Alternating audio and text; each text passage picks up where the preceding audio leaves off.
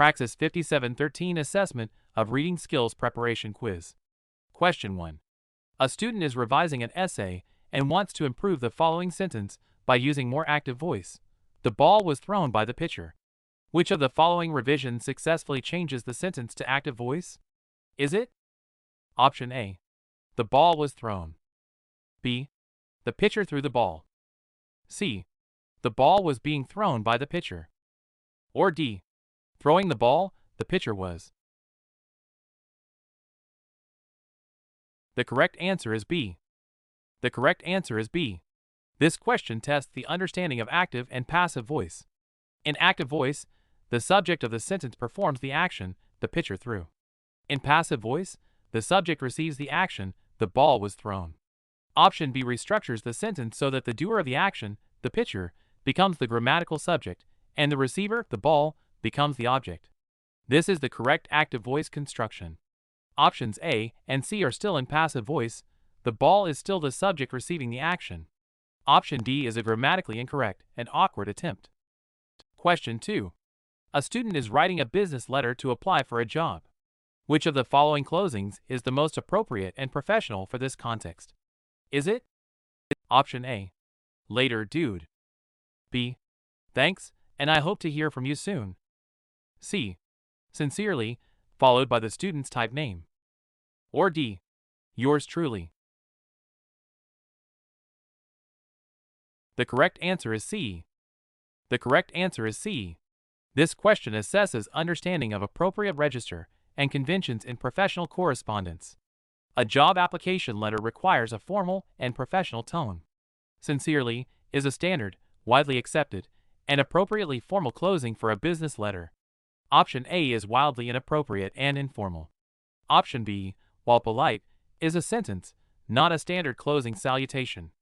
Option D, yours truly, is also a standard closing, but it is slightly more informal than sincerely, and is sometimes used in less formal business contexts. Between C and D, sincerely is the most universally appropriate and safest choice for a job application letter. Option C is the best answer.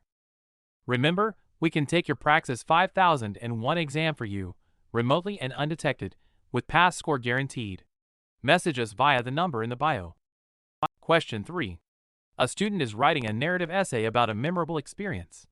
Which of the following openings would be most effective at immediately engaging the reader and drawing them into the story? Is it? Option A. My name is Maria, and I am going to tell you about a time when I went to the beach with my family. B. A memorable experience in my life was when I went to the beach. C. The salt spray stung my eyes as I scrambled over the slick, dark rocks, my heart pounding louder than the crashing waves. I had lost sight of my brother, and the tide was coming in. Or D. I will never forget the day I went to the beach. It was a sunny day in July. The correct answer is C. The correct answer is C. This question assesses understanding of narrative hooks and effective storytelling techniques. A strong narrative opening should engage the reader's senses and create immediate interest, often by starting in media res, in the middle of the action. Option C does this masterfully. It uses vivid sensory details, salt spray stung my eyes, slick, dark rocks, crashing waves, and creates immediate tension and a sense of urgency, my heart pounding, I had lost sight of my brother, the tide was coming in. The reader is immediately drawn into the scene and wants to know what happens next. Options A, B, and D are all flat, expository openings that simply announce the topic. They tell the reader what the story will be about, rather than immersing them in the experience. Option C is the only one that shows, rather than tells. Question 4. A student is writing an essay and uses the phrase due to the fact that multiple times. The teacher suggests that the student replace this phrase with a more concise alternative. Which of the following words or phrases would be the most concise and effective replacement for due to the fact that in most academic contexts? Is it? Option A, because. B, owing to the circumstance that. C, on account of the situation where. Or D, for the reason that. The correct answer is A. The correct answer is A. This question assesses the ability to recognize and eliminate wordiness, a key component of concise writing. The phrase due to the fact that is a classic example of a wordy, roundabout expression that can almost always be replaced by a single, more direct word. Because is the most concise and direct replacement, conveying the same meaning of causality in a single, clear word. Options B, C, and D are all just as wordy and convoluted as the original phrase. They do not solve the problem of conciseness. Option A is the clear choice for improving the sentence's efficiency and directness. Question 5. A high school student is writing an essay and wants to use the following quote from a book by author Jane Smith. The most important thing is to never give up on your dreams. The student's sentence incorporating the quote is, Jane Smith writes that the most important thing is to never give up on your dreams. Is this an acceptable way to use the source material? Is it? Option A. Yes, this is acceptable because the student has accurately paraphrased the author's idea and provided attribution with the phrase Jane Smith writes. B. No, this is not acceptable because the student has used the author's exact words without placing them in quotation marks, which constitutes plagiarism, even though the author is named. C.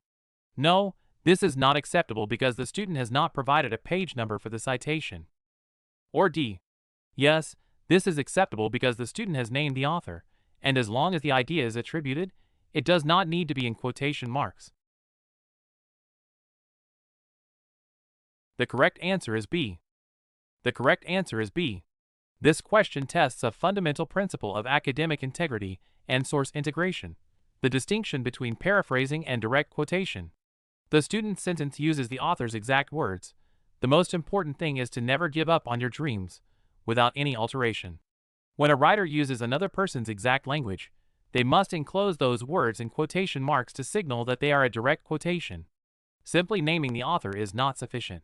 The quotation marks are necessary to show which words belong to the author.